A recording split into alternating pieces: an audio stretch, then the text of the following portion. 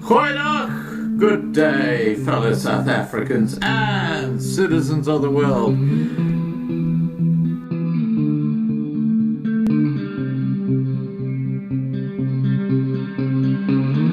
I've been looking around for salvation.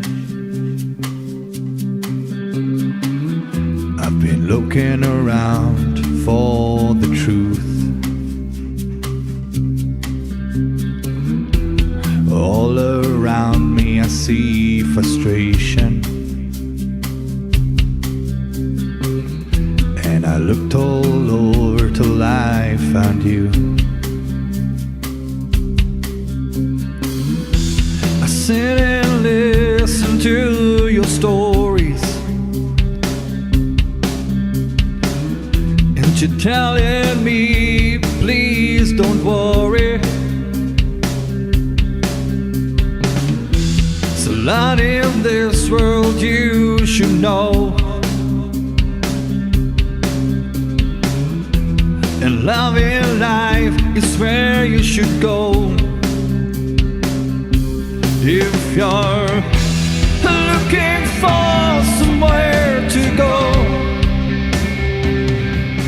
if you're looking for someone to know, if you're looking for someone to guide you, then love in life will guide you. Goeienaand, good evening, fellow South Africans and citizens of the world. Now, last week we had a discussion with 3 livestock farmers regarding the live sheep export market. You might recall that. This followed a court case brought by the NSPCA claiming that the shipping company, or the shipping of live sheep to the Middle East, was cruel. Following the court ruling in favor of the shipping company, the shipment of sheep was still on the water on their way to the Middle East when we had our last discussion. During the discussion, a member of the NSPCA, Meg Wilson, asked in the side chat why the NSPCA had not been invited to talk on the live stream. I invited her to join the discussion, and she did for a while before promptly leaving after saying that her questions were not being answered. I felt that there was unfinished business, so invited the farmers back on tonight and extended the invitation to the NSPCA and the shipping company to join us from the start. Both the NSPCA and the shipping company have declined to participate, with the NSPCA responding to our invitation by saying they did not feel they were treated fairly during the time Meg was live with the farmers. However, we have 2 new people joining us tonight. In fact, we have 3. We have Susan Spencer and her friend. They are not from the NSPCA, but will take up the position of the NSPCA. And we also have an emerging farmer, Glena Madasa, joining us. We will start the discussion with Susan having 10 minutes to present the case that the shipping of livestock to the Middle East is cruel. Then I'll open the floor for discussion. Before getting our guests on, let me show you a video that Greg sent me a couple of days ago of sheep leaving the ship in the Middle East. So these are the sheep we are talking about arriving at their destination. You be the judge on how they look.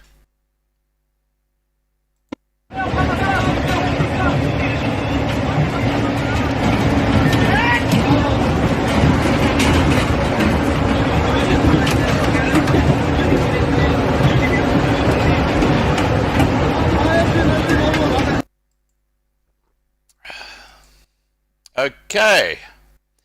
Now, please remember to subscribe to the Loving Life channels to be kept informed, and put your questions in the side chat, noting who you'd like to respond. Joining us tonight is George and Hannes father and son, Greg Bullcat Miles, Gleaner Madassa, an emerging livestock farmer, Susan Spencer, and another lady was Susan. Okay, I'm going to get our guests on, and let's get the show on the road.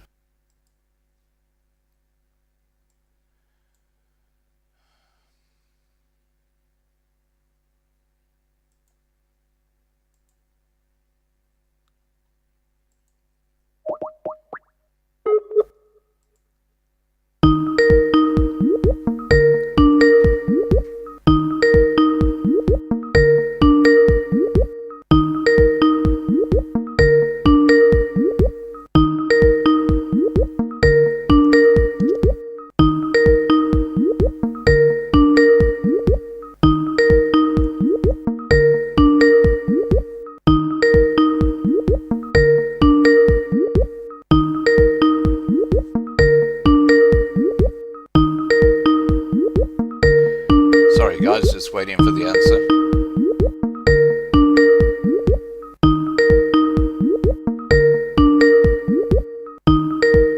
I did speak to her 5 minutes ago, so I know she's there.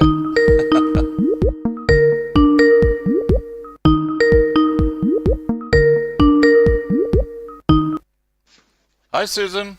Hi, hello. Hi Scott, Susan's coming. Okay, can you just put the camera on? All right, don't wait. When Susan gets there, she can put it on. Sorry about that, Scott. Here I go. That's okay. Speaker off. If you can just put the camera on, that'll be good. We haven't. I'll just get the other guests on while Yes, you're doing that, okay? Oh, there you are. Okay. There you are. I'm just putting the camera in the right place. That's fine. Okay, I'm just going to get Greg on first. If you can just move it down a bit there for us, Susan. I've just got the tops of... You need to move it down a little bit more. Hi, Greg. How are you? Fine, yourself? Excellent, thank you. Oh, my God. Look at all these hashtags. Greg, meet Susan. And Susan, can you introduce your friend there, please? Oh, we've lost Susan. Hang on, let me get Susan back again. I can see her now. Hello, Susan. Hang on, she's skipped out there. I think we lost her for a second. I'll call her back again. Let me get some more of the guests on while we're doing this. We got a big ship here tonight. A lot of people joining us.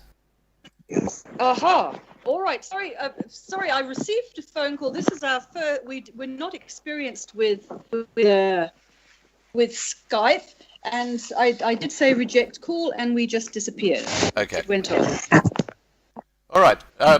Greg, meet Susan, and Susan, can you introduce your friend? And Hannes, meet Susan. Yes. This is Julie and Susan. Hello, Susan and Julie. Welcome. Hello, Hello, Julie. Hi, Hannes. Hi, Scott. How are you? Good, thank you. Now I'm just going to get your dad on, George. Perfect.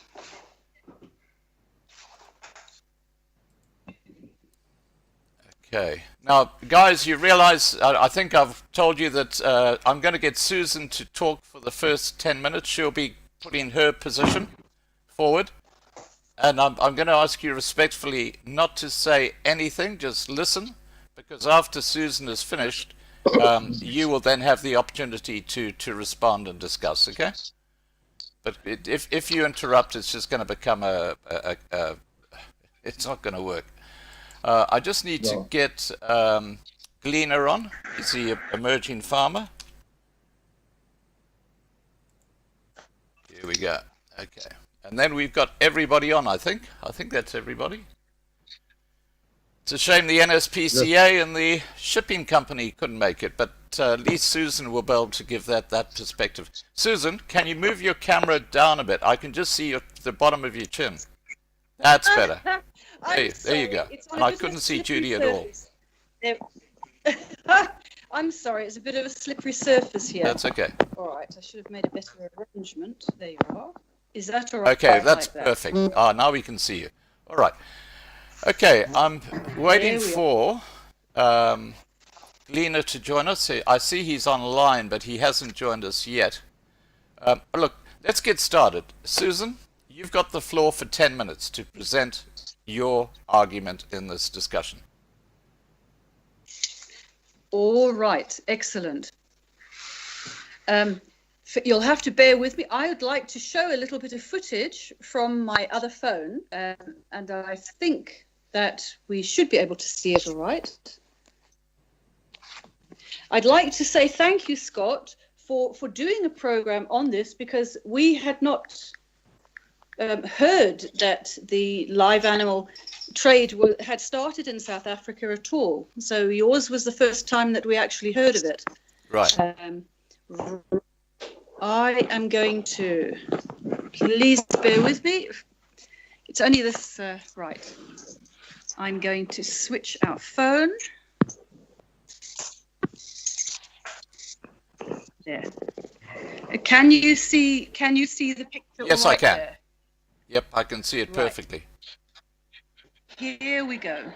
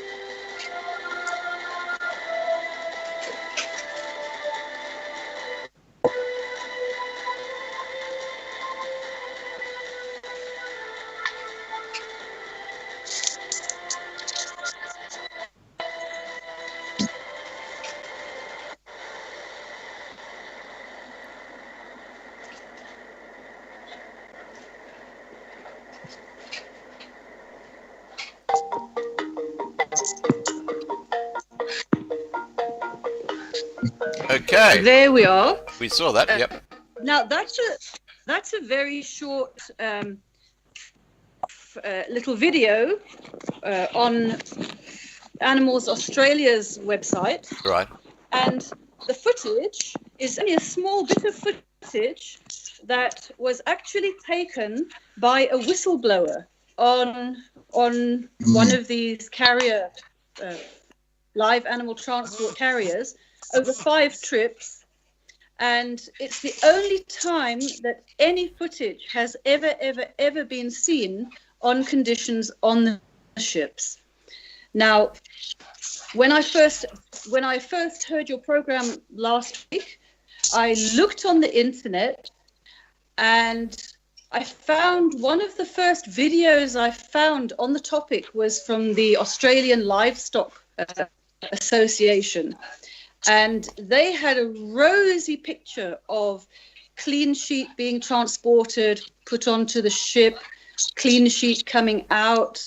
And in the Middle East, I think this was Saudi Arabia actually, a lovely facility where the sheep can go in there, and they say new abattoirs. So the terrible, cruel slaughter that we saw so many years of animals in the Middle East, they said was a thing of the past. Right. And Scott, I thought maybe things had changed, but then I saw the date on this live video, and it was 10 years ago. And since then, this footage came out only 2 years ago. So 8 years later, the footage showed that the transport of these animals on the ships is horrific. It's impossible unless very big changes are made to the vessels for animals to be transported comfortably and safely.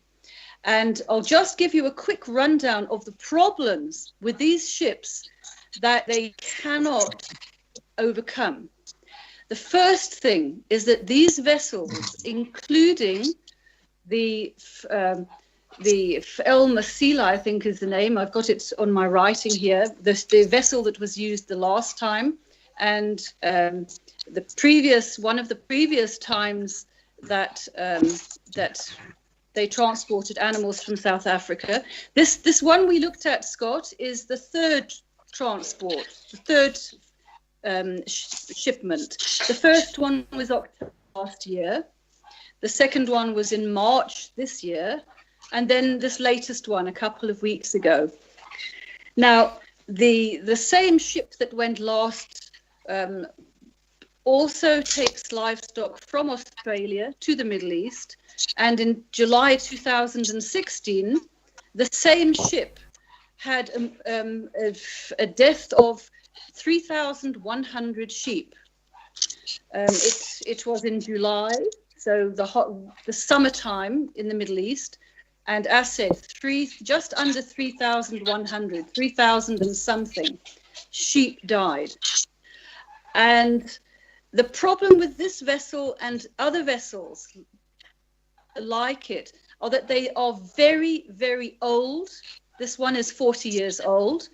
It was not designed for animals. It was a carrier of vehicles. It's completely solidly closed. So there's no circulation of air. The air vents that are on the ship blow out hot air. When it's hot outside, hot air is blown. It's like going in your car on a hot day and you don't have air conditioning, you only have your fan, hot air blows in there. So the temperature is very high. And it's not only the temperature that is a problem for these animals, it's the humidity. If you go back to your car scenario and you're in your car and it's a hot day and you don't have air conditioning, you have a vent, but you do have two dogs with you panting, then you'll understand what humidity is. It's that wet air with the panting. And that, it makes it even worse for the sheep. You have 60,000 sheep on a ship, all panting because they're all hot. It's humid. They're all defecating. They're all urinating, and that urine is ammonia. It's pure ammonia. I don't know if you've had any experience of a lot of urine. It burns your nose. It burns your eyes. It burns your throat. And so the breathing conditions is terrible for the animals. The breathing of that ammonia in, and the humidity and the temperature. And on these solid vessels, this humidity and temperature is day and night. There's no relief at nighttime. It's day and night. In fact, the maximum temperatures I read in one article was 1 o'clock in the morning. And these animals are packed so that they only have standing room, basically only standing room. And they cannot lay down. And if you know animals, goats and sheep graze, and then in the heat of the day, they go and lay down in the shade, they regurgitate their food, and then when it's cooler, they'll get up and they'll go and eat again, and they sleep all night. They sleep all night. That is what they do normally. Now, if you put sheep in pens where they can they can only stand and they cannot lay down, that is a severe, severe stress. And the problem with laying down for a sheep and a goat is that they take up twice as much space when they lay down as when they stand. And they just don't have room to lay down. So that is a serious problem. The standing the breathing, the temperature, the humidity, and then the soiling. This I saw Greg's video on the dry dung, and as somebody experienced with goat dung and other animals' dung, once you've added urine to it, it's not dry anymore. It's a mess. And I actually spoke to a professional animal transporter, road transporter, today, and he sent me a confirmation in a WhatsApp of our conversation. I showed him the photograph of the in this footage we saw now of Animal Australia, and I asked him, does that look likely to you to be conditions, messy and mucky and murky after 2 to 3 weeks on the sea, with no cleaning pens in between? Or can sheep come out spotless, clean, no mess, and dry? And his words were, it's impossible for animals to be kept for 2 to 3 weeks in confinement on smooth floors, no bedding, just dung and urine, and come out of there clean and dry. It's just impossible. He says when he transports animals fairly short distances, it's a mess. There's dung, there's urine, and when the animals are nervous, they urinate even more. So it's a mess. And he says his word was impossible. It's impossible for them to stay like that. Okay. I just have my. Is there anything else you'd like to add, here. Susan? Yes, if you just bear with me. Sorry, I'm just turning on my other phone again. Yeah. Yes. Now this is my research on the internet led me to this picture of what it really is like on the ship. And I was very pleased to find a letter from the South African Veterinary Association, who completely agree with this summary of mine.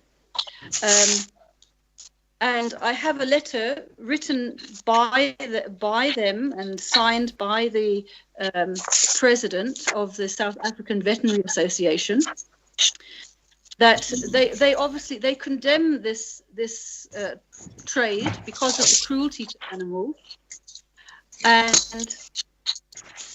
they conclude that the findings of the vets in Australia, and they give a lot of reference, is that, and I'll read this out to you. This is the veterinary conclusion. Susan? Severe... Susan? Yes? Yes. I gave you 10 minutes. We've been going for about 15. Can you just give us a conclusion of what they say, then I'll open this up for discussion, okay? Yes, all right. Look, basically they agree with everything I've said there, and that it is impossible to improve conditions enough to make this comfortable for animals. And air conditioning cannot be put on these ships, not only because of cost, because they're old, they don't have the power to support air conditioning. These are ships that are 40 years old, converted to take animals, not designed for animals, and they've used up their lives for other things, and now they're being used for animals. Right. Okay. I'm going to hand over to the farmers. Who's going to go first? Okay, Hannes, over to you. Okay, Scott. Firstly, Susan, I just want to mention a few points that I've written down here. So firstly, I just want to explain how ruminant works, especially like a sheep. So a sheep eats 8 hours of the day, it sleeps 8 hours of the day, and it regurgitates 8 hours of the day. I agree with you there. But on these ships, they get food. They don't have to walk to go find food. They get water as much as they want, all the time. Then, if you look at the videos inside the ship, there's more than enough space for the animals to move around, to lie around. You can see the videos. where they're literally lying and regurgitating. So that means that they've eaten. Could I please interrupt you? Just hang on a second. Hang on a second, Susan. Carry on, Hannes. Yes. Okay, so that, I mean, if a sheep lies and regurgitates, it's happy, it's comfortable, and I mean, its belly is full. So then a sheep drinks 2.5 liters of water a day, or it's basically the principle is 4% or 4 liters on a 100 kg. So I mean, if you work on a 50 kilo sheep, it's about, let's say, 2 liters a day. So, and I mean, all the sheep aren't going to run once to the water. Throughout the day and night, they've got more than enough time to get to the feed trough.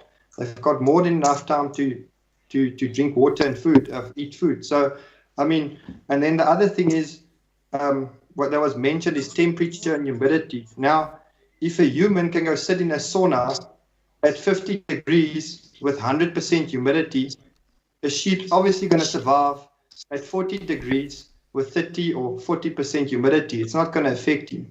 The ship has got a ventilation system, and even when the ship's moving, it's even ventilated better. So it takes all the air from inside the ship and it moves it out the back. And then, I mean, yeah, that's just a few points I've written down. I would give someone else the opportunity to go next. I'm going to give it back to Susan. Susan, do you want to respond to that? But before you do, Susan. Yes. What I just want to make a point clear is that video you showed earlier was not the ship that the sheep these farmers sent to the Middle East went on. That's a totally different ship. It is a very similar. Yes, it's but not it's a the, different that's sheep. not the exact ship. Okay, now But it's what are we very, looking at very now, similar. Susan? You are looking at a photo from Greg's own footage of sheep on that ship, and there is not laying room on this ship. They cannot lay and regurgitate. Can we see the Australian? They cannot. They cannot. This is your own footage. Okay, Greg. Pardon? Greg, over to you. Greg. Okay. Thank you. Are you sure that's from my footage? I've actually got some Absolutely footage from of your the. footage. Look, what I'm going to do, Okay. guys. I'm going to play some footage. Your own footage. Okay, I'm going to play some footage of the sheep in the boat that Greg sent me, and I've got to say, Susan, it looks very different. Hang on, let me just get this on. I'll just play this. I took a still from Greg. Okay. Well, I'm just showing a video.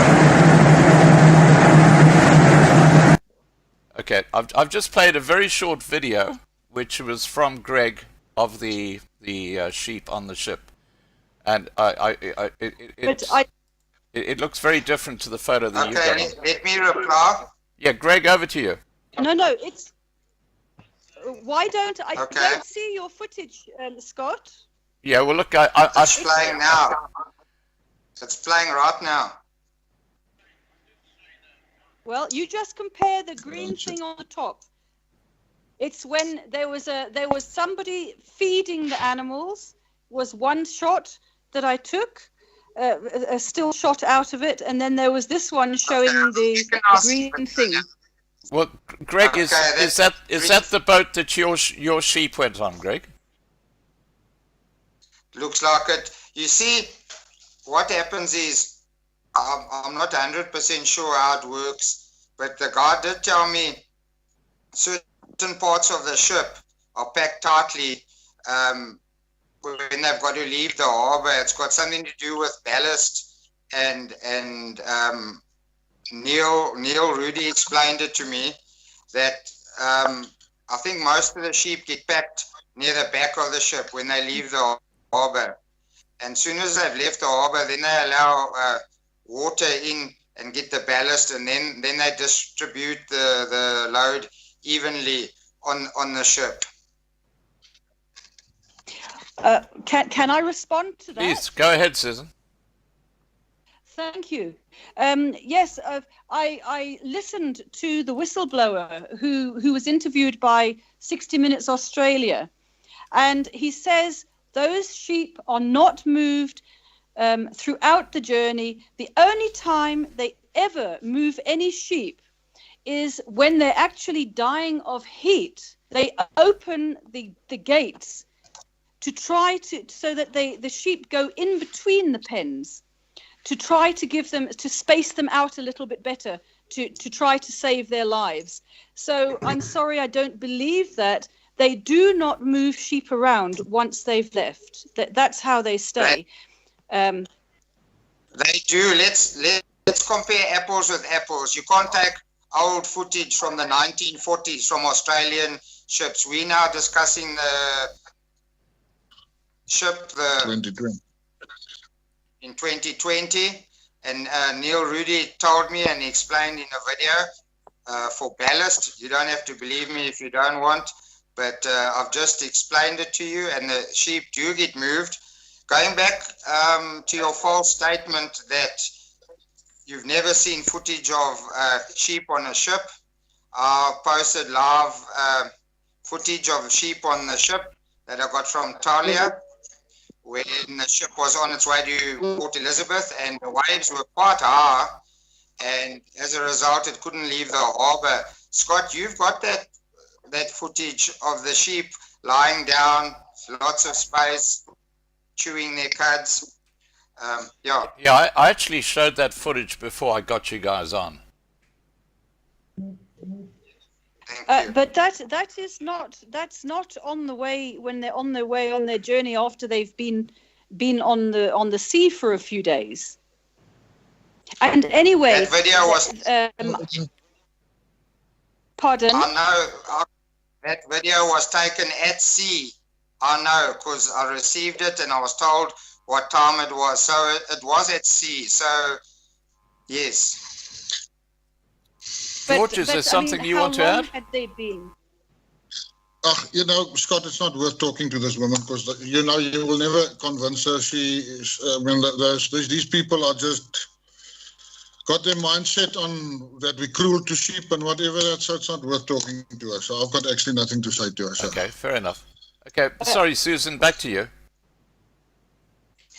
All right, yes. I found out that indeed, not all the decks on this ship, there are 10 decks, and not all of them are the same. Because it was a car carrier 40 years ago, this is a ship that's 40 years old, because it was a car carrier 40 years ago, it doesn't have even spacing. So there are pillars and other odd things in there. So some sheep will there are a few places that could have a little bit of real air and be slightly cooler and maybe have a few less sheep, but the majority are like that on the spaces that are even.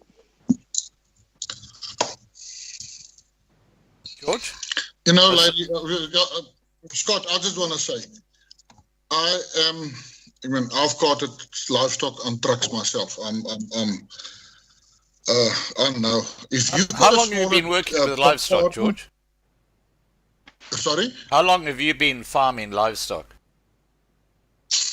Just like since 1984, 85. So I'm a farmer and I know exactly. I don't want my sheep to be trampled like they showed on the Australian ship. And they must compare apples with apples, as Gregory said. Australia's got nothing to do with South Africa. We have got nothing to do with them. But in any case, me and Greg has transported livestock for how many years? If you've got a smaller compartment, obviously you put less sheep in. That's most logic. You can't put 100 sheep in a small place and 100 sheep in a big space. It's logic. That's why I say it's not even worth talking to these people because they've just got their minds on it. It's cruelty to animals, but they don't know the facts, unfortunately. No, well, I disagree. I do have the facts. I'd like you to tell me, in your experience of transporting animals, do you not see that they urinate, they defecate, and it makes a mess in the trailer?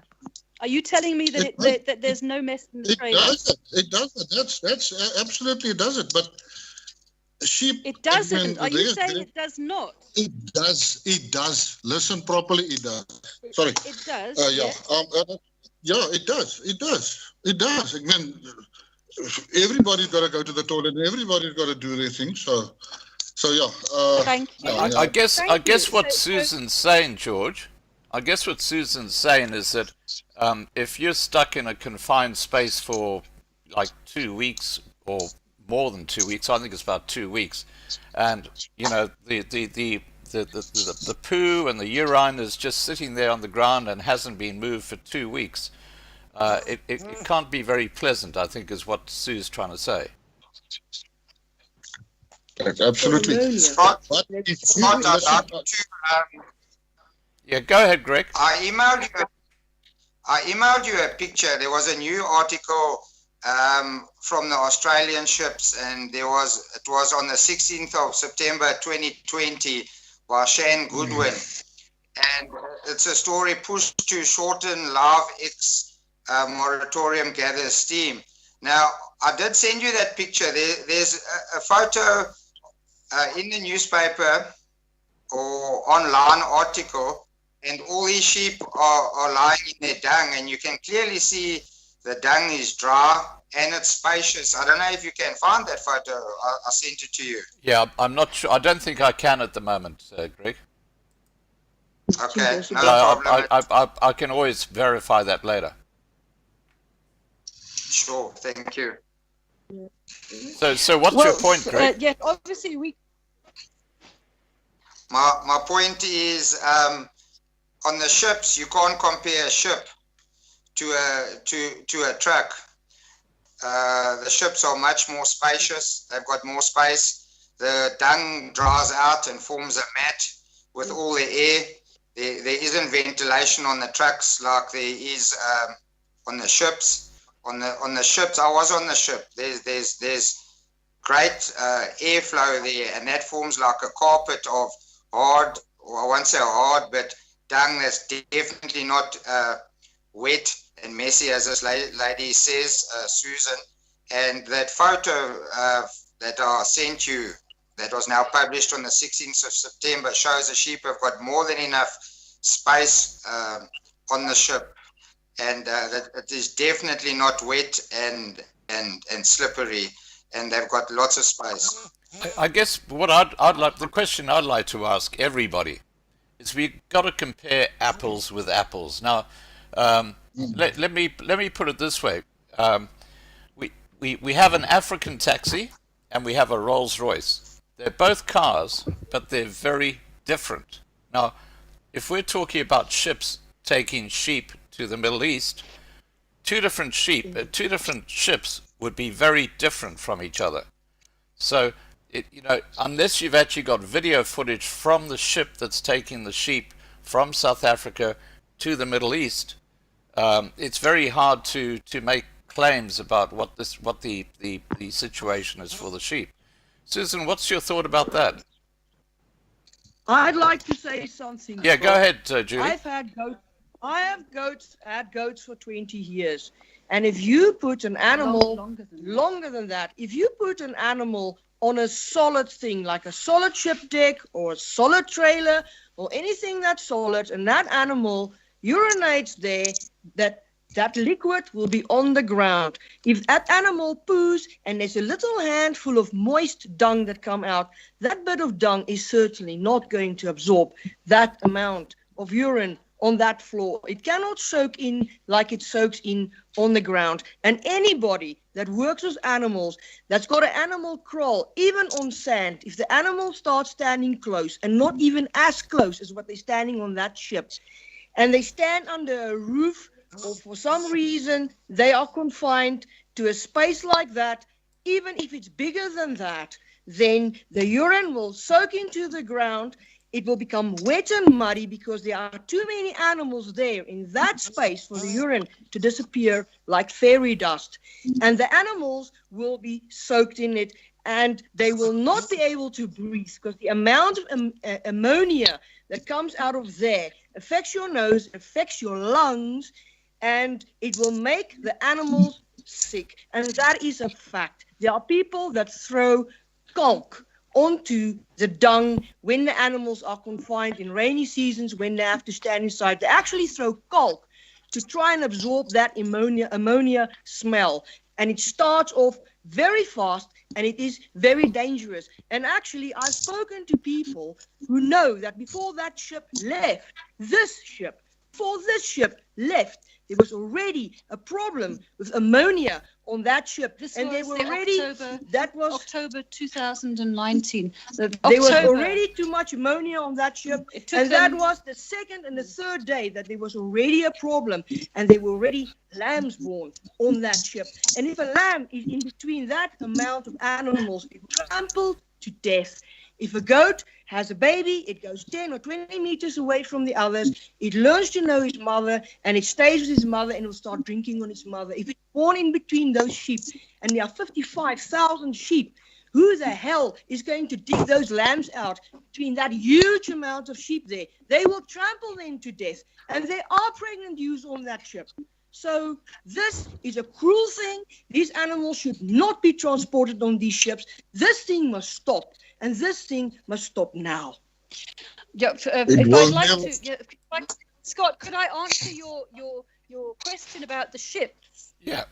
The ships, the new ones, the new ships that are designed for livestock are not closed like these old ships. So if you're looking at the new ones are different. They have open decks. They don't have closed sides. I have a photo here of the Almacila. I'll quickly show it to you. While you're doing that, I just want to say hi to Gleaner. I see you've joined us. No. Hi. Hang on here. Why is it dark? We'll go to you next, Gleaner, just to say hi. Thank you for joining us. Okay, while you're doing that, Susan, I'm just going to. Here. So I'm okay. so sorry. There we are. Okay. There is the Almacila. That is the ship that is still on the sea at the moment. They still have sheep on that are due to arrive tomorrow at 11 o'clock.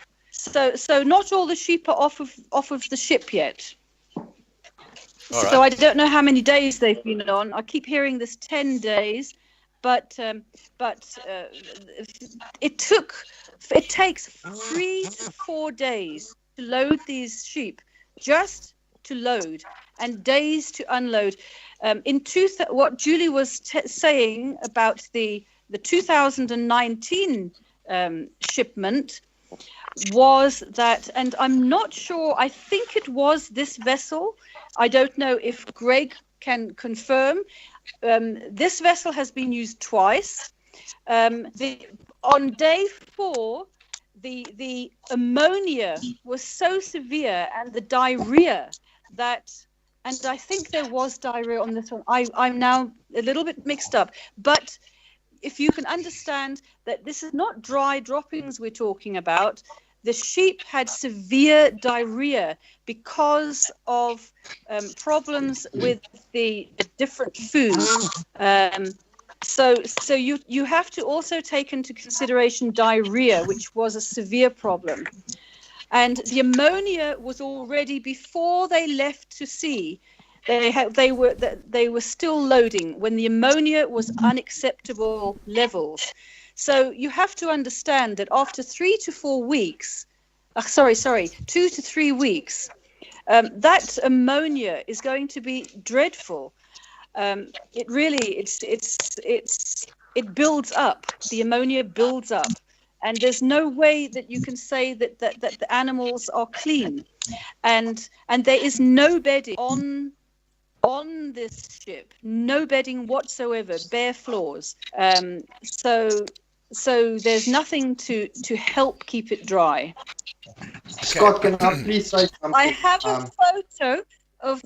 Here's the other ship that did the third one. You can see it has open sides, so it'll be different. Can you see the open sides on this ship? This is the Al Shuwaik. This was the October 2019 one. So this was the 2019 one. So the Al Masila was March this year and recently. Now, But that's Greg, a you wanted different to say one. something? It has open sides. Greg? Sure. I don't think Susan knows livestock at all. It's impossible that sheep will get trampled to death. It just doesn't work like that. We've carted cattle once for people, and a calf was born on the truck.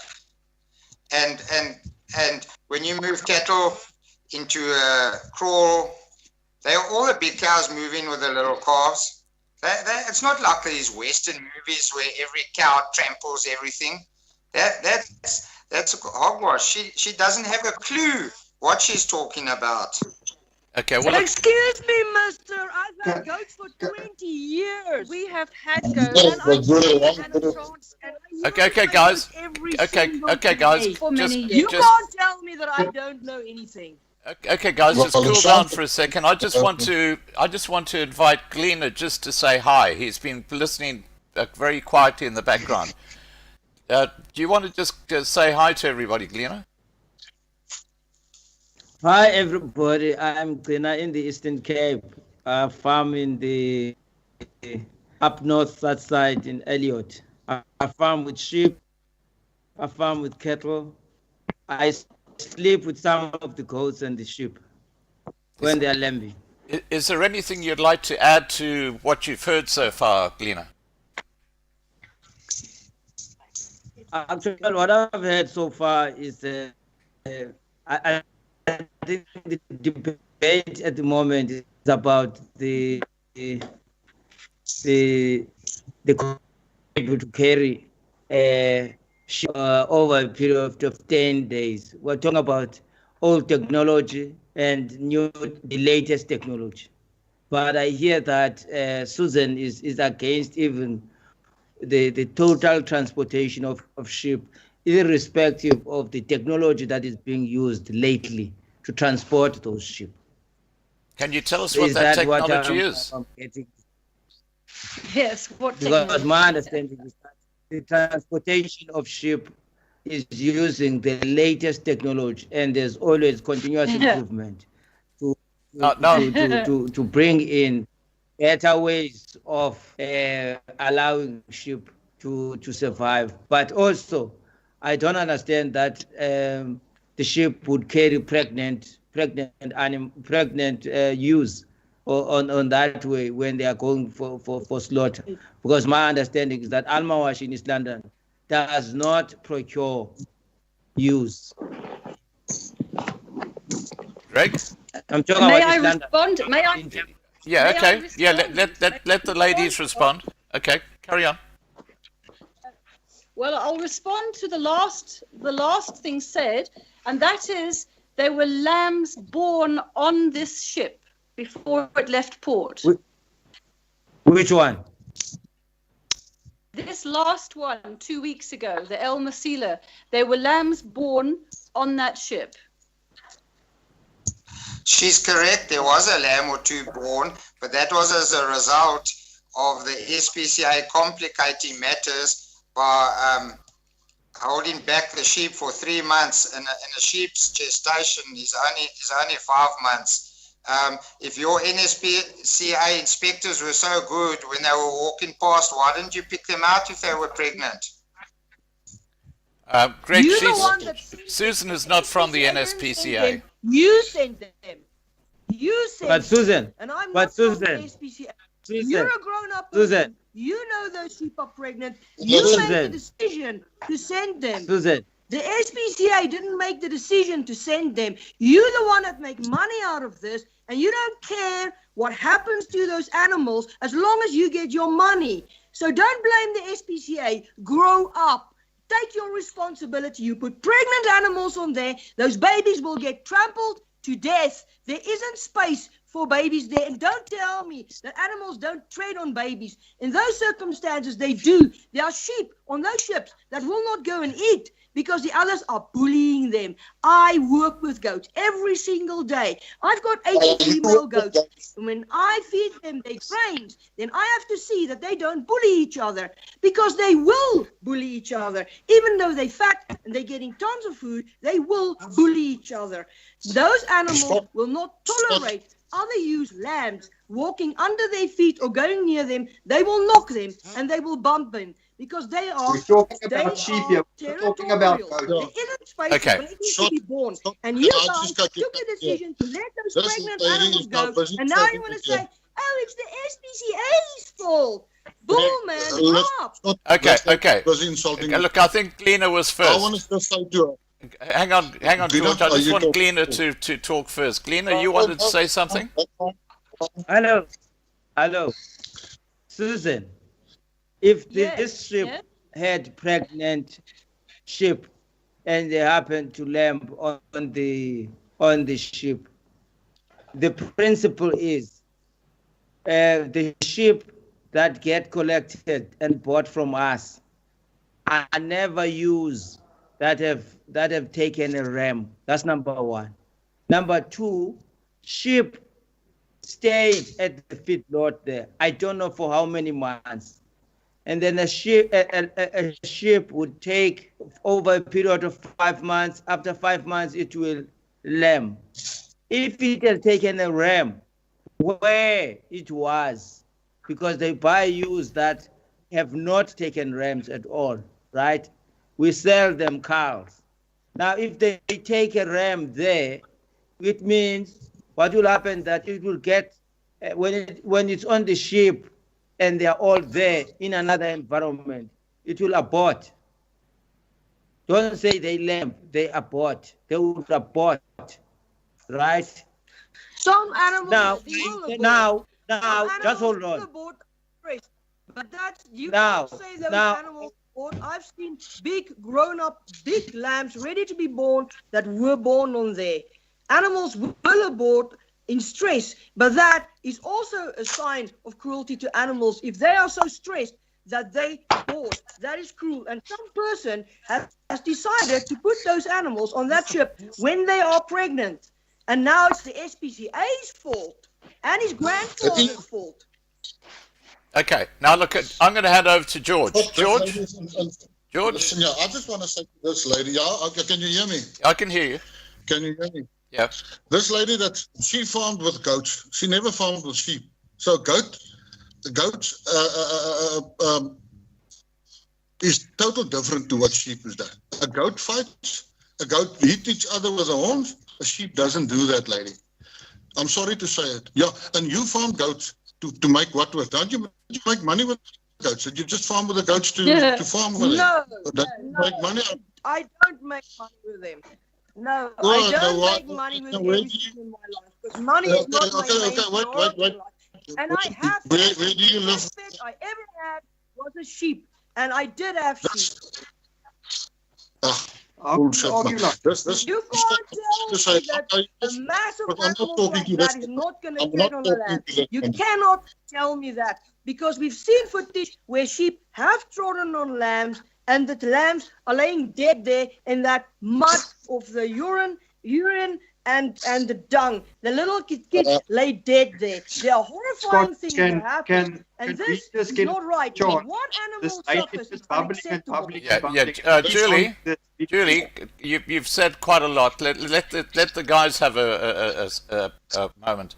Hannes, over to you.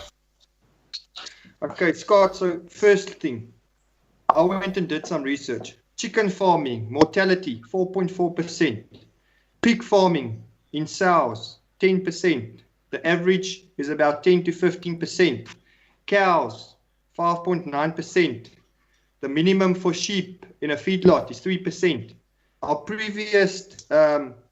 the previous mortalities on the ship, 0.15% average. So, I mean, that totally destroys what they're saying. The sheep is getting their love. They are well in the barrier of what is allowed. The ship's got good ventilation. The ship is state of the art. I can tell you now, there's not one feedlot or one place in this world where animals get fed, where all of the animals can eat at once, all of them. They make turns to eat. That's why there's food the whole time. She said previously, the food the animals get on the ship is different to what they get in the feedlot. Total wrong story. They get the same food they get in the feedlot, they get in the ship. They get as much as they want. So there's no rumen adaptation. There's no running stomachs or any stuff. I mean, how much can a sheep dung in one day? A sheep dungs, let's say, 500 grams. There's so much wind flowing through that ship with the ventilation on each deck. The decks aren't different. There is different decks. There is some for cattle and some for sheep, which are different. It's different pen sizes, different water, different food, different everything. But where the sheep is, everything is the same. Every single deck there's sheep on is the same. There's good wind flow throughout that ship. The ammonia level gets measured and gets looked after. And I just want to add something there. I've just put out the facts.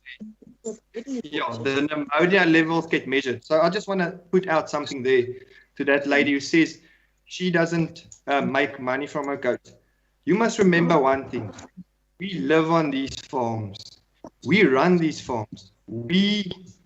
Everything we buy, we pay. We have to generate from something. We don't get money out of the area or get money from people that donated like the SPCA. We have to work 24/7. We have to see our sheep get torn apart by dogs. We have to see our sheep get torn apart by jackal. We have to see them tied up with ropes, getting stolen by thieves. We have to see our cattle get hacked up in pieces by thieves. And we still wake up every morning. We still look after our sheep the best we can. We care for them. We love our sheep, and we have to make a living out of our sheep. Not like her that has 10 goats as a pet or a few pets. Different story.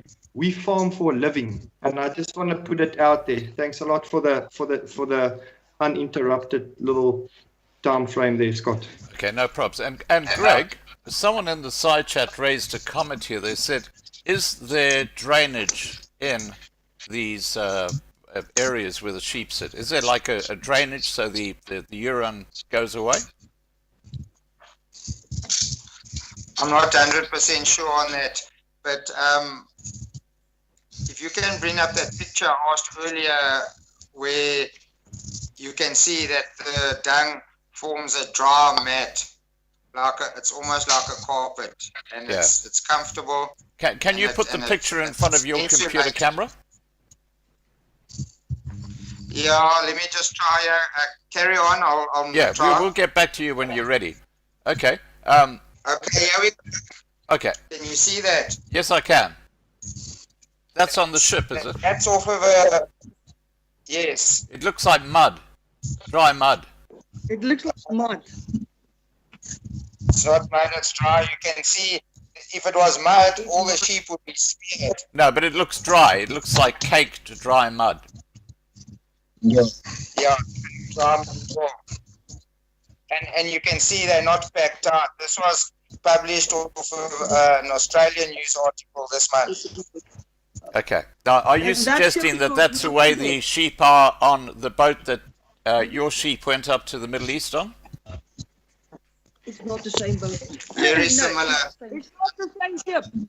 It's not the same ship. Don't be rude. It's not the same ship. Yes. Okay. Just have a bit of respect on this channel. When someone's talking, just let them finish talking and you can have your turn. All right. Now, okay, let me go back to Susan. Susan, there's something you wanted to say? Yes, that photo is not of this ship. It's an open deck ship. It's got open sides. It's not closed up. And it looks like it's got drainage. But I think the point he was trying to make is that that's what the conditions would have been like on the ship that their sheep went up to the Middle East in. I think that's the point he's trying to make. But it's not.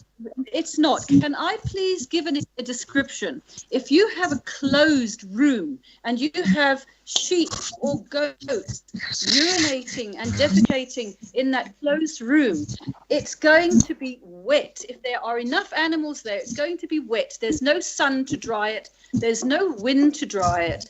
And it's going to be wet. Now, if you have, like on that photo you showed, there's an open area, you're going to have sun and wind coming in there. So that specific pen will be drier than those that are going to be solidly closed up. And far from state-of-the-art ship, this is a 40-year-old ship that was not designed for animals. It is an old car. And if you think for yourself, imagine a closed metal box. You're going to have wet in there. It's not going to be dry. It's not going to be dry. It's going to be humid. It's going to be hot. And it's going to be dirty in there, wet. And the animals, that one pen you showed now, it shows there is space for those specific sheep to lay down. And I have spoken to people about the design of that ship. I've spoken to vets, and that ship is not regular pens. So that one, showing that one pen with a few sheep in there doesn't say a thing. There are 56,000 sheep there. Show photos of 56,000 sheep, not a few sheep in one pen that looks reasonable. I've shown you a photo from Greg's footage, his own footage that shows there's only standing room for those sheep. They cannot lay down. They cannot. And that's stressful. It's unnatural. And you, an animal that is not allowed to lay down for 2 to 3 weeks is absolutely unacceptable. And you know, so state of the art, no improvements. The gentleman who asked the question earlier, that he thinks there's new modern improvements. The only improvement made on this ship is the air vents that blow out the air, but it's not air conditioning. It is not air conditioning. And the Veterinary Association in Australia and the Veterinary Association here say that those ships are not suitable to transport animals in hot climate. It is cruel. Even, not only the vets, there are organizations, because I keep hearing this recurring theme from all of these gentlemen about the NSPCA and these people who have pets. And I would like to tell you that the NSPCA is not the only person against this. Even the vets, I've already named the vets. There is a committee, I need to actually get the names, 20 members, including all the red meat boards and a whole lot of meat industry organizations. They are against this trade. They wrote a letter for the court case concerning this trade, and they are not animal welfare organizations. The SPCA is one of the members. Okay. Now, Susan. But the others are in the industry. Hang on a second, Greg. Yeah. Susan, I just want to make an observation here, and that is that the shipping company, when they went to this court case with the NSPCA, they had a signed affidavit. So it means that if they were found to be telling a porky pie, they would be in deep doo-doos. You know what I mean? Now, in that affidavit, they said that the death rate, once they'd finished delivering the sheep, was 0.14%. Now, that kind of flies in the face of everything that sounds so terrible about the journey. I'm just making that point. Greg, you wanted to say something. Can I respond? Can I respond? No, it's my turn now. Hang on, Susan. After Greg. After Greg. Susan, have you ever been on one of these boats? You can answer now. No. Okay, well, I was on the last boat, and I didn't see any closed rooms. I don't know where these closed rooms are that you're talking about. And there's very good ventilation on those ships. I was on the ship. But just to change the topic quickly, I'd like to ask you, Susan, are you a vegan? No. Okay, thank you. That's all. Okay, back to you, Susan. Right, thank you. In all the reports I've read, it's pointed out mortality rate is not an indication of animal welfare. That's the first point about mortality rate. The second point is that the shippers have been found to be outright dishonest about it. I've seen footage of a whistleblower vet who says that, look, by Australian law, a vet has to be on board, and it's always a vet paid by the shipping company. And so they don't. No vet has said, well, the figures I gave were changed. This vet did. He gave examples of where the figures, the mortality rate was changed, and that was on the instructions of the shippers. I've got a thing there that says that it's practice in this trade to give false figures to the importing country. I have a photo of that. I've had it there just now. So you cannot rely on the figures given. It is purely the exporter's word for how many sheep have died. I'll give you a good example. The last of a strange happening with the figures mortality rate given. In Australia, there is a ban of exporting animals in the summertime of the Northern Hemisphere because so many animals have died. Up to 4,000 sheep have died on one trip. Can you imagine 4,000 sheep dead?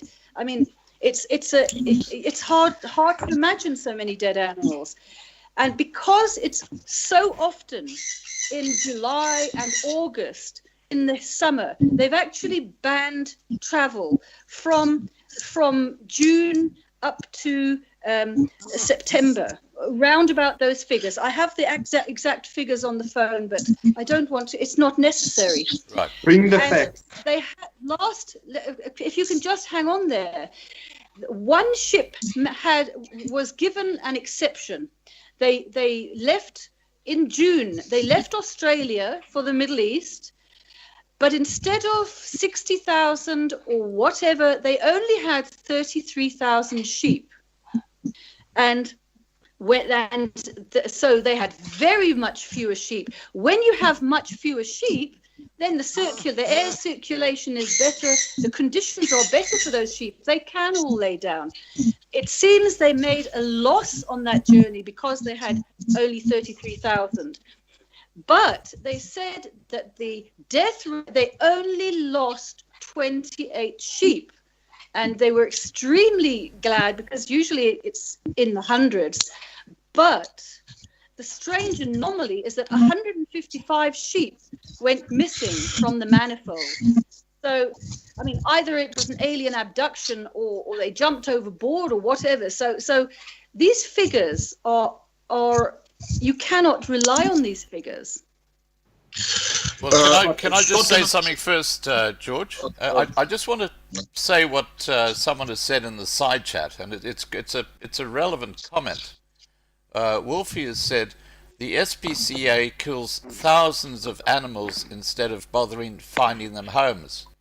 My friend's son helped at the SPCA in Middelburg, and he saw the black bags dripping with blood taken out. Now, there is a reality that even the SPCA faces, and I get it, that they can only care for so many abandoned cats and dogs, and they have got no choice but to actually kill animals. The same thing happens here in Australia. The SPCA has got no choice but to kill these animals because they cannot afford to keep them. Now, the point, I'm not taking sides, but the point I'm trying to make here is that when it comes to sheep being delivered to the Middle East, you can't expect a 5-star hotel, because otherwise the meat would be so expensive when you got to the other end, you wouldn't have a market. Now, the farmers here,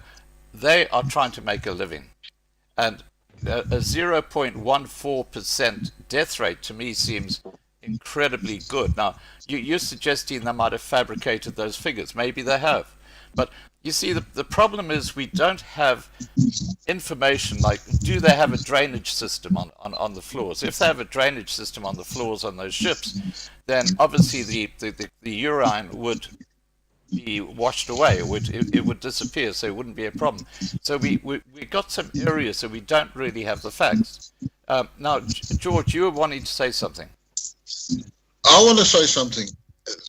This Almawashi, when we had that meeting in February, they said their investment is 120 million for this year.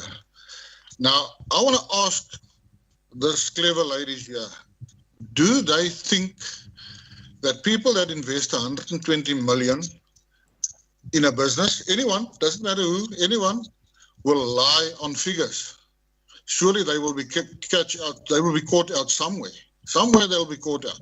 So if you invest 120 million, you won't bloody well lie on figures and stuff like that.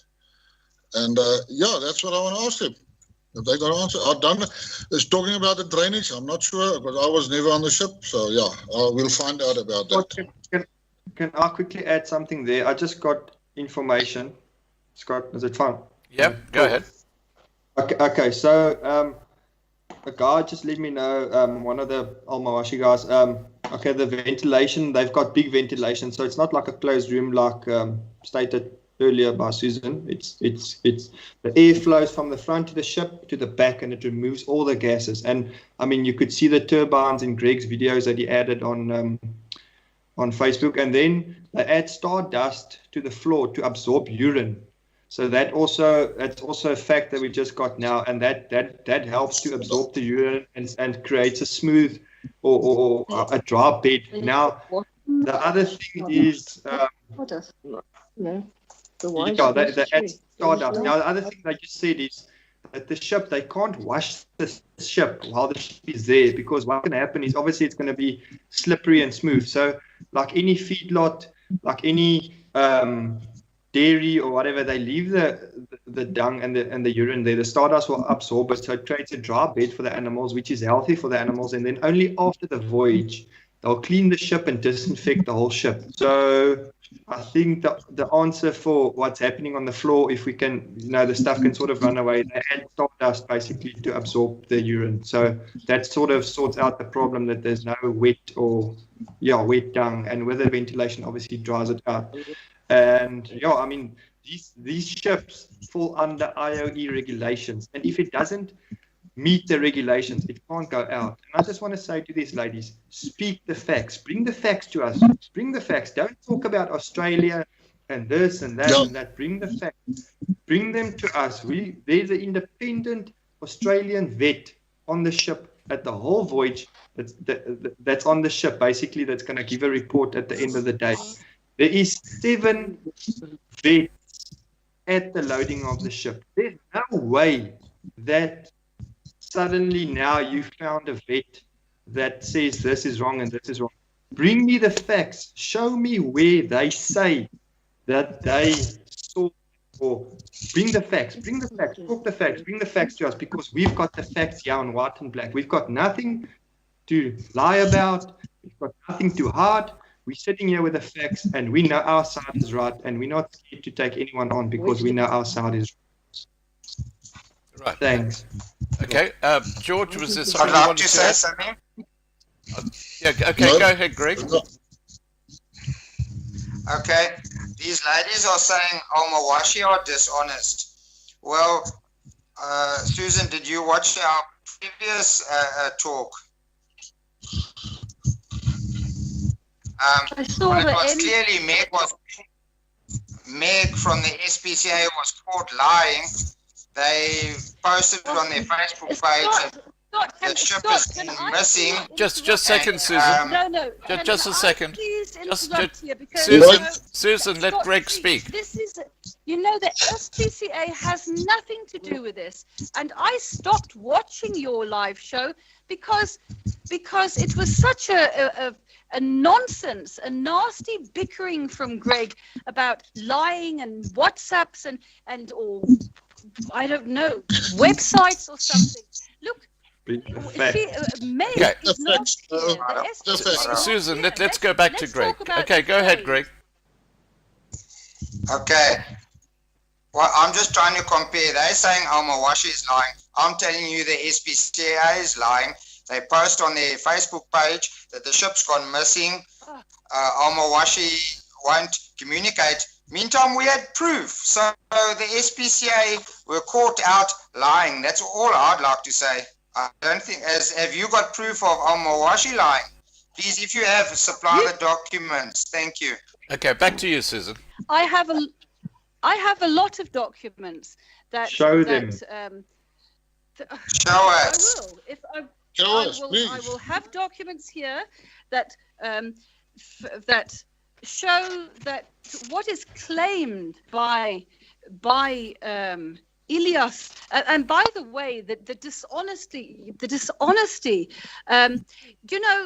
you carry on about the NSPCA, but why did 35 workers and 5 foremen or managers take 2 NSPCA inspectors hostage at the feedlots for hours and hours? Bullshit. Excuse me, there is a criminal case. There is a criminal case against them.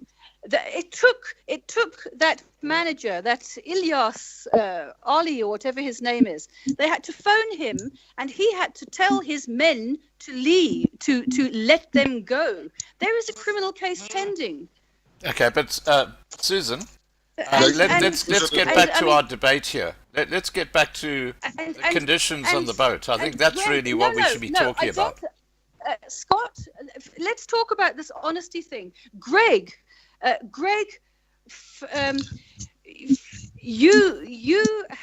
you tell me, please. You're supposed to be a farmer. Is that right? You're a farmer. Is that right?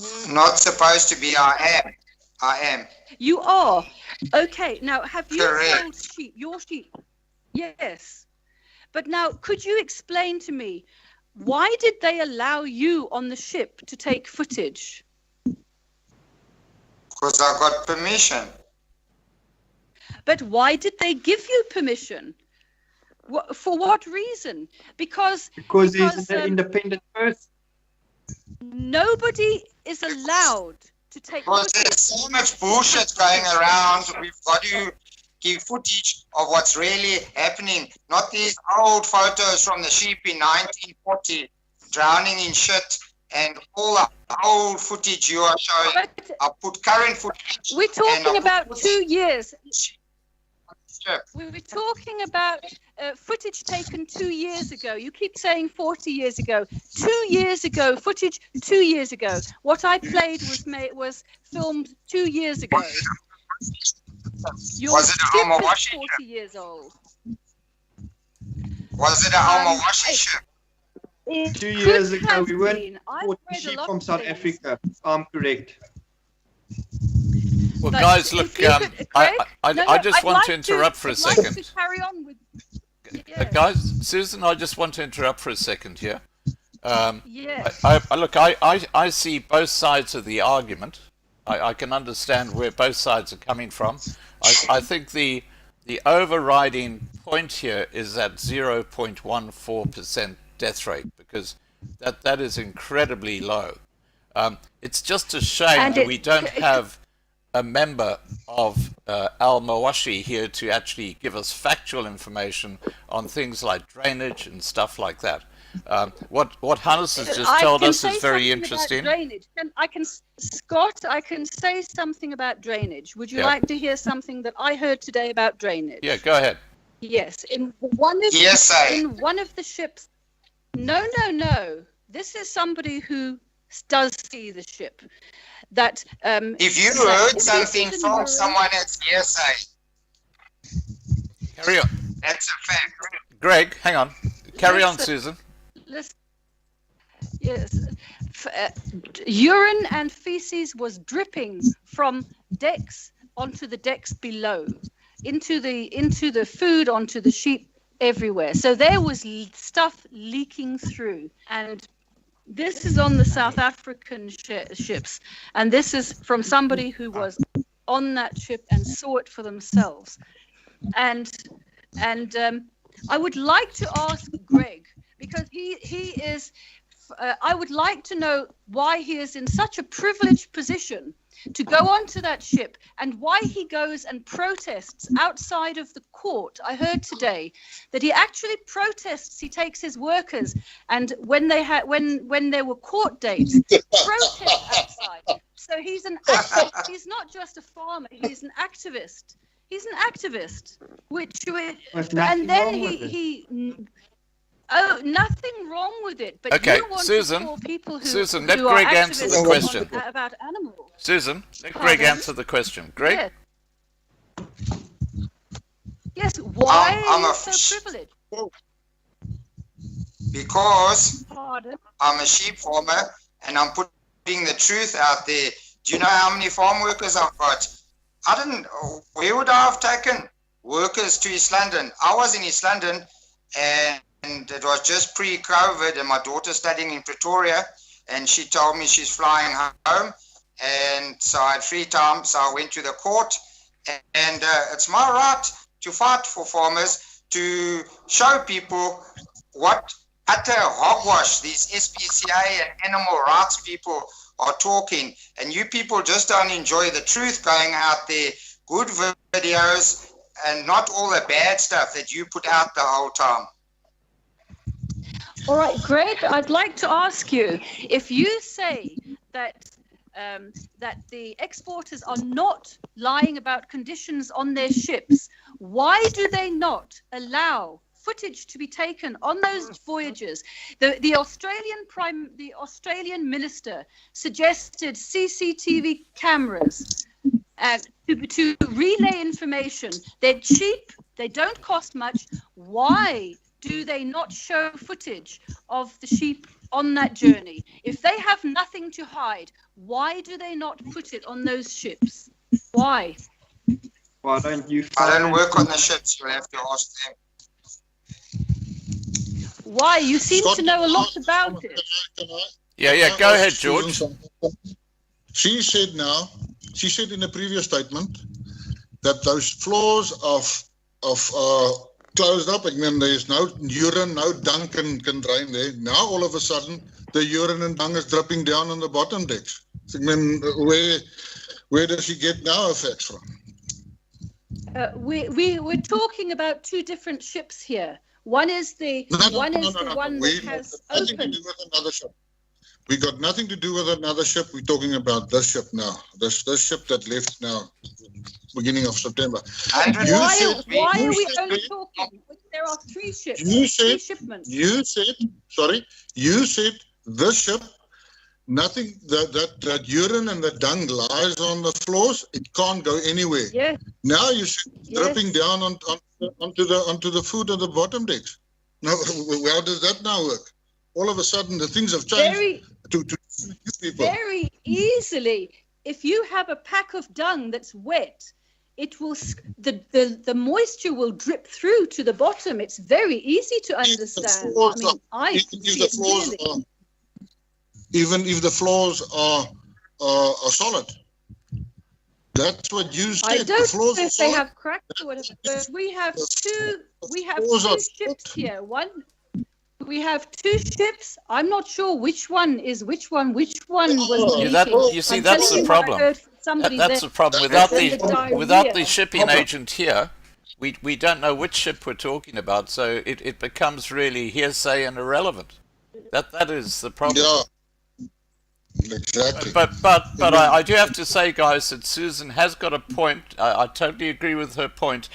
about the feces and the urine. I mean, if there is no way for that to be drained out, then it could be an issue. Now, I don't know if it is, but again, I come back to that point that according to the affidavit signed by the shipping agent, only 0.14% of sheep that got to the Middle East died, which is, by any account, incredibly low. The unofficial on this last shipment is 46. We haven't got it in writing yet. 46 sheep died. On this last shipment, Out of 52,000. 52,000, 46 sheep died. Yeah. Correct. Okay, now Susan, what do you have to say about that, if that is correct? Let's just take it that it's correct. What do you think about those figures when it comes to mortality? First of all, not all the sheep have arrived yet. They're still on the sea. The ship has not arrived to its I think it's its final destination. It will only arrive tomorrow at 11 o'clock. So not all the ship will have arrived. Greg? Secondly, there's a very... As we said, it's unofficial. Lady, Pardon? Scott, can I just ask you Yeah, something? go ahead, George. The ship is offloaded at certain ports, a certain amount of sheep. All of a sudden, the space is triple the size that was it in the beginning. So, do you think there will more sheep die on the ship? It's a question. No, I think it will be better. You people know better than what we know. More space, it will be better. But again, why are there not cameras on the ship? Why does no one go in and take footage of the ship afterwards? Greg, you say it's clean there and dry and there's a little mat there. Why doesn't somebody go into the ship afterwards when the sheep are off? Go in and look. Prove to us. Look, here's the ship. Bring us the facts. Let me tell you, you're talking about dishonest. Today, I'll tell you what somebody told me. Somebody told me that the exporter... Yes, well, let me tell you what I heard. That they actually employ a media company to make their footage so that they create the best impression, and you don't know what you're looking at there, is what I'm saying. But Susan, they Susan, if you go to a tourist resort, they do exactly the same. You know, they give the best view. That's what marketing is all about. Yeah, carry on, Greg. I understand. Carry on, Greg. Okay, I've just googled hearsay now. The definition of hearsay is something heard, but not known to be a fact. An example of hearsay is when a friend told you about a couple breaking up, but you don't know if they're true. So if you hear this and you hear that and people told you this, that's hearsay. All right. Okay, can I respond to that? Yeah, go ahead. Go ahead, Susan. Yes, I'm an advocate. Greg, hello. I'm an advocate, so I do know what hearsay means. And this is not a court case. This is a talk program where you accuse people of lying and accuse people, you accuse the NSPCA of only doing this for what's the word? Sensationalism. Why do they want sensationalism? To get money. Court cases cost money. High court cases cost a lot of money. And the SPCA are not the only people against you. Not only are the vets and the meat industry, I had it here. Now, we had so much... The meat industry isn't against us. Even the Muslim judicial committee halal trust have written against you that it is cruel for animals, it is unacceptable conditions, and do you know what? Your own exporter does not deny that what that footage that they saw They don't say that's false. Not one person has even tried to say that that footage is false. They say what you say, and that is that that's Australia. But these ships are the same ships that are used in Australia and here. Same ships, probably same crews. If the owner changes, what difference does that make? These ships are where 2, 3, 4,000 sheep die if they're sent in the northern hemisphere summer, and that is the bottom line. There are no improvements that help when that heat and humidity is there, and the cruelty. The Muslim committee say that those animals are not suitable for their religious ceremonies because of the stress they've undergone. So it's a lot of people do not believe that this is a holiday cruise for sheep. They don't believe it. And if the company does not think that they are treating the animals cruelly, they should give footage on the cruise, put CCTV cameras up, just as the minister in Australia suggested. Susan? Why don't they do that? Why do they hide? They don't even allow people on the ship. The SPCA Susan? had to get a court order to check the ship and the port. Yeah. Even the port, they're not allowed on the port. Okay. Why so secrecy? Why the secrecy? Susan, I've actually got a message in the side chat from one of the people who are from the shipping company, Lazina Sheikh. Yes. And in the side chat, she says, "Ladies, take a flight to Kuwait and wait at the harbour to see the sheep." And you know, I guess that's not hearsay. You can actually be there. You can film the sheep coming off the boat. You can see what condition they're in. That I showed a short video that Greg sent me, which was of apparently, again, this is hearsay, but it's video that came from Greg of sheep embarking from a ship. And apparently that was sheep that came from South Africa just last week. And they looked in pretty good condition, I have to tell you. Greg, tell us about that video. Did you see, and Scott, did we see thousands of sheep coming out? No. I mean, no, it was just a clip. What footage is that? Well, okay, let's ask Greg. There's no date on that. There's no date, there's no place, there's no time. Greg? What footage is that? That's of no value. You want to take that to court as any evidence. I mean, you think people are stupid. All right, well, no, Susan. It's worth nothing. Susan, let me give that question to Greg. Greg, can you give us the full background to that video that you got? That video is an official video released by Al-Mawashi. And if you go and look on their Facebook page, Al-Mawashi SA, that video footage is there. And I don't think there's anyone that could stand for 2 days and video all the sheep. That's just, it's not possible. And that's an official Al-Mawashi video. It's DSA. There is no proof of it. That's not proof. Yes, not proof. It's the tourist version. Yes. As Scott said, that's the tourist industry version of the sheep coming to their lovely holiday destination. That's exactly it. It's not evidence. Evidence is cameras. Where's your evidence? I've shown you that. That's the only evidence. Show us your evidence. Only footage. Show us your evidence. Yeah, show. Speak facts. Speak facts. We're not talking about Australia. We're talking about South Africa. Leaked off of ships. Okay, guys.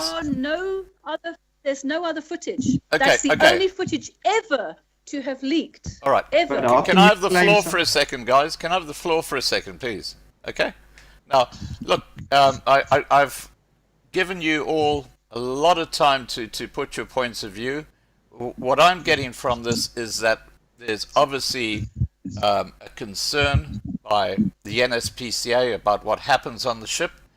The problem is we don't have any evidence that there's anything that is cruel happening on the ship. We only see the sheep when they come off and when they go on. So it's inconclusive. And as Susan says, look, you know, in a court of law, this it doesn't, as Greg says, it's hearsay. But I just come back to the one fact that has blown me away from the first time I heard it, and that is that when the sheep, with the last trip I think it was with the shipping company, there was a death rate of just 0.14%, and that was in a sworn affidavit in court. Now you don't put hocus pocus figures into an affidavit, because if you get caught out, it's a huge misdemeanor. Am I right, Susan? I'm afraid not, Scott. The reality is people lie through their teeth in affidavits all the time. That is the truth. But what about if you get caught out? No. What about if you get caught out? Nobody bothers. Nobody bothers. There's no such thing as contempt of court and perjury, and nobody bothers. Let me tell you, nobody bothers. And if somebody gets away with something the whole time, they will just carry on. And people with money who do that, they are not worried about being caught out. Yeah. And can I please say something about the I'm trying to, you hear all these questions, I'm trying to remember the answers to different things, but yes, the evidence. I spoke to people who were on the ship, and they, with their own eyes, saw cruelty. The NSPCA have laid criminal charges against the shipping company. They have laid criminal charges for animal cruelty, and that's even before the ship left. As I said, the ammonia level was unacceptable. You couldn't breathe in there. Thank you. I've just. Where was the ammonia unacceptable? Hang on there. Can I just answer the other gentleman? How do you measure ammonia on the ship? I spoke to somebody today who said each deck, which is the size of a rugby field or football field, I don't know if they're the same things, has one thermometer to measure the whole deck for the heat. One thermometer. Is that new technology, up-to-date technology? They say one thermometer per deck to measure the temperature. That is hardly sci-fi. Well, I'm going to ask the lady who's in the side chat, who's from the shipping company, if that's correct, if there's just one thermometer per deck. Let's just get that from the horse's mouth, because... okay, now here she says... Dear Scott, it was never worth debating with these ladies. It's best if you, Scott, listened into our court case. Well, I guess with a court case, you've got to put facts down, haven't you?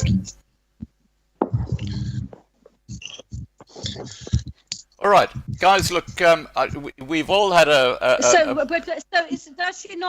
she not want to answer? Is there more than one? No. But that wasn't in response to my question, Susan. It takes time for my question to get through. That was just a comment she made. Oh. You know what I mean? So that's not her response. Yeah.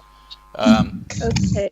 But look, Scott, yeah, George. Scott, can I ask now Susan something? She said no one can give footage on the ship, but she said she talked to people that was on the ship. Now, why don't they send the footage? Where is their footage? Why can't they give footage out? We want to see that footage. We want to see that footage as well. Can I answer that? Yes. Please do. Yes, please. Can I answer it? Yes. Because the shipping company does not allow anyone to take footage. They only like Greg. He's the only person who's allowed to take footage. The NSPCA were not allowed to take footage. They had to get a court order to get permission to go onto the ship to exercise their duty of looking at the animals. And they had to get permission, a court order that they're on the port. They were not allowed to take any footage, and that is a crime. Can I say something? If they have the legal right to take evidence of cruelty, so the exporters stop them from exercising their legal right and duty to take evidence for a court to put in court, and that of course is why they don't allow footage, so that they can't give evidence of that. It's only their eyewitness account and not footage. Okay, But George. you said you spoke. Scott, she didn't answer my answer. She said she spoke to someone that was on the ship.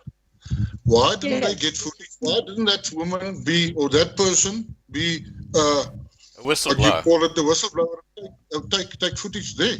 Why not? Oh, when I was you that. They're not allowed to take footage. Court orders and stuff. That woman, you said you spoke they're to not that. allowed to take footage. They're not allowed to take footage. But who would know, Susan? No one's allowed to take footage. Who would know? No. Who would know? Who would know what? If they took footage. If they took footage. Oh, I'll tell you why. Because they are accompanied by the exporter. They're not allowed to go there unaccompanied. They are accompanied by the exporter. But I thought she was on the. You said she's on the ship, so she's probably on the voyage. Isn't she on the voyage, or that person on the voyage? No, you misunderstood. No. She was only at Then you've got no point. Sorry, Susan, you've got no point. No, my point is that there is evidence of cruelty because the NSPCA inspectors there witnessed it with their own eyes, and they have laid criminal charges of cruelty before the sheep even left. Massive diarrhea,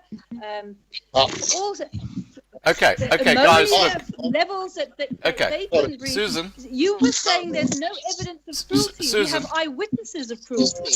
Yes. Susan, guys, look, I just want to have to say something, okay? Look, we're going around in circles now, okay? We're going nowhere. I think the shipping agent in a message in the side chat basically hit the nail on the head. The best way to resolve this is, has that court case actually been concluded, or is there another court case in play? Greg, do you know? Because the shipping company won the first court case.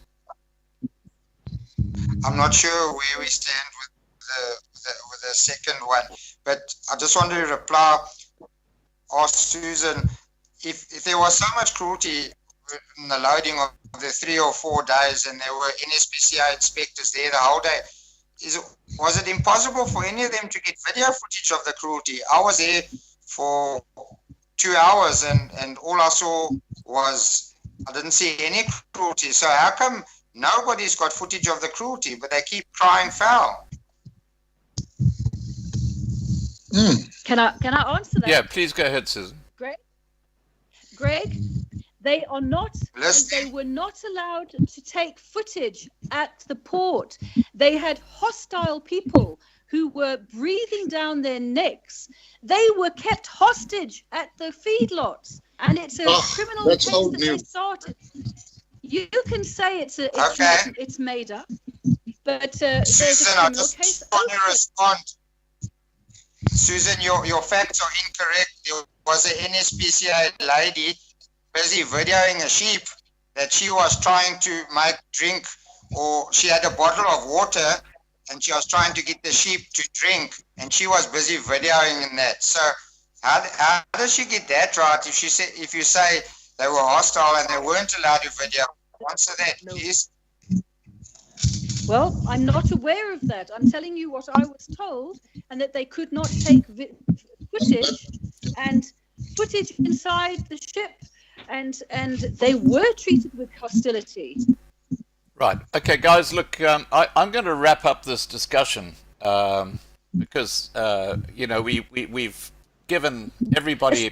Scott, can I please make one more point that I didn't get to, and that is the actual economics for farmers. Right, go ahead. Because, thank you. Because I read arguments in Australia that should the export be banned completely, then many farmers would lose a huge income, because there it's big business. It's 4 million sheep a year, which is massive. And the problem they have is that they have bred so many sheep, they do not have a market for it. So that's the big concern. They don't even have enough abattoirs. They were considering making more abattoirs in case they actually stop the trade, which they haven't done. But at the same so that was their fear. But at the same time, in Western Australia, so many sheep have been exported that there are actually abattoirs that are on the point of closing down. This is news that I read from a week ago. It's recent. So they're talking about closing abattoirs down. Now, in South Africa, we do not have the same type of population compared to animal numbers. We have a massive population in comparison to the animals bred for slaughter. So we have a food security problem. And to encourage the huge export of slaughter animals, apart from the welfare issues, to export so many animals does people out of jobs here, abattoirs, jobs, and food security. Because if the number of sheep go down, as it has done in Australia, in Western Australia, there's no work for the abattoirs there because it's all being exported. Then how is that going to be an economical advantage to South Africa? How is it going to be an economic advantage? I would just say, Susan, that's not really what the discussion tonight's about. But is there someone who'd like to respond to that? Scott, just read. Scott, reading aside, Lazina Sheikh says the case is concluded. We won, awaiting reasons for the judge, and therefore we will do a media statement. NSPCA want to pursue how much more will be going down the drain. They have failed to prove cruelty 3 times. So that's the answer on the case. Okay, well, look.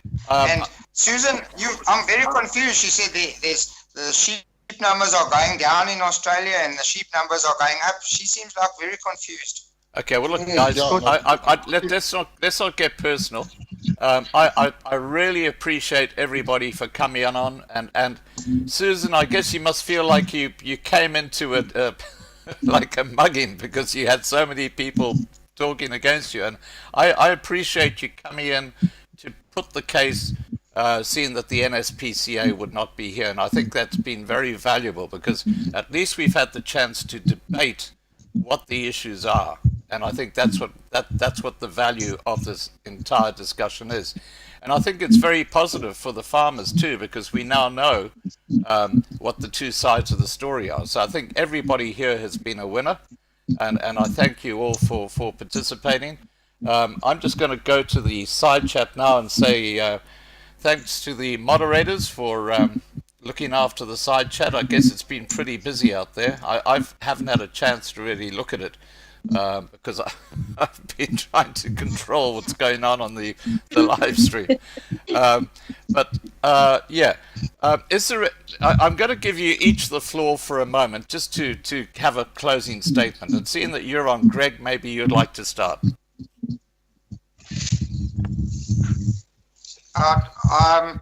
If Susan can send those facts through to you, that would be quite nice. Yeah, and I can forward them to you. It's great. It's great to see that the sheep arrived in magnificent order, and it's in Almawashi's best interest for the sheep to arrive in good order on the other side, because this is business, and they've put in a lot of money, and nobody wants to buy sick, dying sheep. That's common sense. Okay, George, over to you. Yeah, no, well, I haven't got much to say now anymore. But yeah, thanks for the opportunity, Scott. Thanks, Greg. Thanks, Anna. Thanks, Susan. I don't know that other lady that was on the other side. But yeah, I Julie? think. Bye-bye. I think for both sides, I mean, we're going to try and fight it as much as possible that we can carry on with this thing. Sure. What she said about labor, the abattoirs are not going to close down. Our farmers can double our labor, so we can employ more people. If we can export the sheep, we can get our sheep numbers up to double, more than double. Put people, get more laborers on the farms, and The feedlot people can have more laborers. Everybody is going to benefit out of this thing. Thank you. Now, I do have to add that if it wasn't for the agriculture industry in South Africa, and I'm talking across the board, the economy of South Africa wouldn't be just in the dumps, it would be completely dead. The agriculture industry in the last 6 months has basically just kept South Africa slightly afloat. Susan, I'm going to pass over to you. Is there something you'd like to say in closing? Yes. It is that all the reports I've read from the vets, from the Muslim Halal Trust, and everybody points out that there's no reason to send live animals. We already send processed meat and all these different meats. It's not necessary to send live animals. Not necessary to put animals under unnecessary cruelty. And it's only the industry itself which claims that it's not cruel. Absolutely everybody across the board who's investigated, who's done anything, looked into this, they all say it is cruel. If the industry put, for instance, air conditioning on these ships, which is not impossible, it's expensive. They would have to change their power supply because it's old boats. If they did something that really made a difference to the welfare of the animals, and if they were open about it and put cameras there that you could see, look, okay, they're really not too badly off, then it would not be so bad. But they don't. It's a secretive trade, and because of the suffering that I and hundreds of thousands of people believe carry on, it happens on those ships. Okay, I think it's very distressing. Okay. And what makes it worse for me is that they try to make it look as though it's a holiday tourist attraction for sheep. It's the cherry on the cake that they make out market. That it's really not. Okay, now It's the tourist gliz, as you said. Susan, the tourist brochure. Susan, Lavina Sheikh, who's from the shipping company, says, we have done an economic study. Our live exports do not affect the abattoirs. We will also release the results of the study soon. So I think she's saying that in response to your comment. Julie, is there something you'd like to say just in closing? Yes, I would like to say, they said SPCA put so many dogs down and you just have to do it, and that was the conversation. Susan and I rehoused more than 6,000 dogs in 10 years. We didn't put one dog down. Most of them were ex-police dogs that they messed up with the training because they've got a 99% failure rate. We retrained all those dogs and other stray dogs, and every single dog was sterilized, and every single dog was trained, and every single dog got a home. Not a security place, but a real home with a real family. We did that over a period of 10 years. And if you really put an effort in, and if you really want to help animals, then you will. And that can be done. Well, can I just say, now hang on, Susan, you've had your comment. No, Susan, you've had your comment. I just want to say to Julie that even here in Australia, there are animals put down by the SPCA. I know this to be a fact because they just cannot find homes for them. Now, going across to you, Hannes, just to close off the session.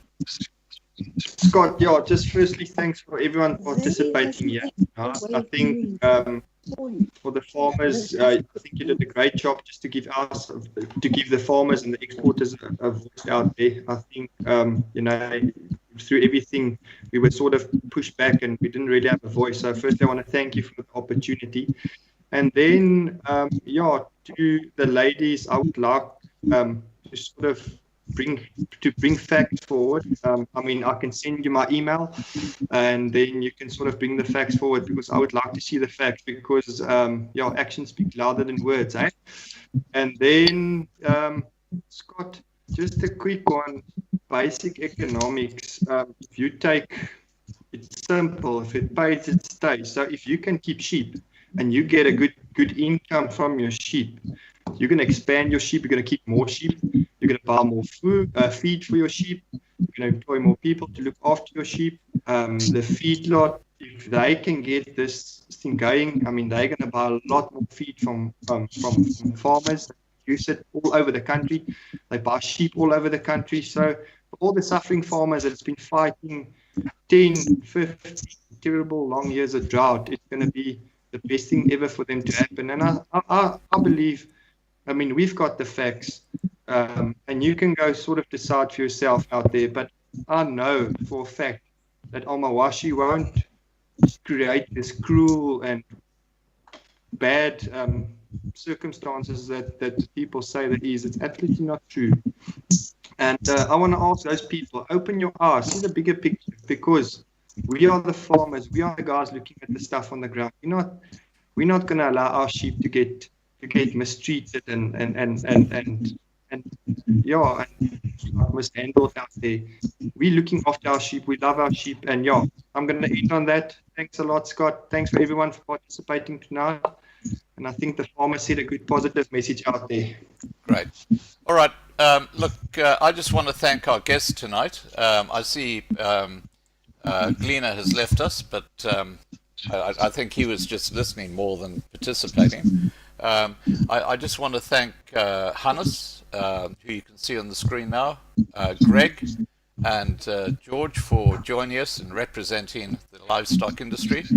And I want to thank very much Suzanne and Julie for joining us as well to give the other perspective. And without that other perspective, we would not have had the discussion we had tonight. I think it was very valuable because I've learned a lot.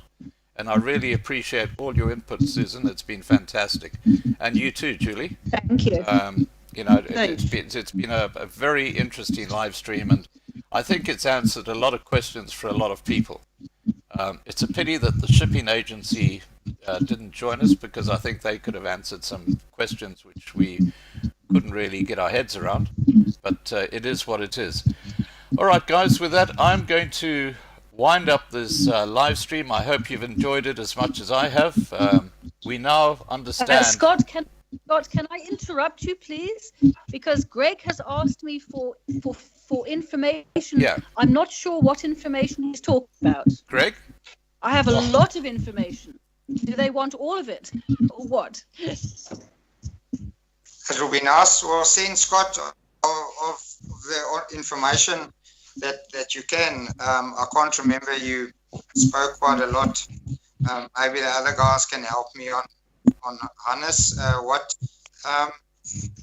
must supply facts with what you say. Okay. All right, guys. Look, I've got letters from all sorts of people. Okay. I can Susan, I can give it to Scott, and he if can you give it email them to me, and I can pass them on to Greg. How's that? And then you can actually email each other and just discuss this thing. All right. Perhaps you can put it under your video, some links and the letters and whatever. Yeah, I've got a problem attaching letters, but videos I can certainly do. All right, guys. Look, I'm going to wrap up this discussion now. Please take care, and thank you for everybody who's joined us tonight. Don't forget, tomorrow night we have another live stream, and it's going to be on a very, very different subject, and it's going to be talking about your health and your... No, sorry, that's Thursday night. Tomorrow night we're going to be talking to Rob Hutchinson and Chloe Roberts from Deer, South Africa. So I hope that you can join us at that time, 8 p.m. Tomorrow night. All right, guys, take care. Bye for now. That's good. You're very welcome, Bye, guys. Scott. Thank you. You're very Bye. welcome. Thanks, Scott. Bye. Bye. Thank you. Bye. And Bye. I will leave the side chat open for a few minutes.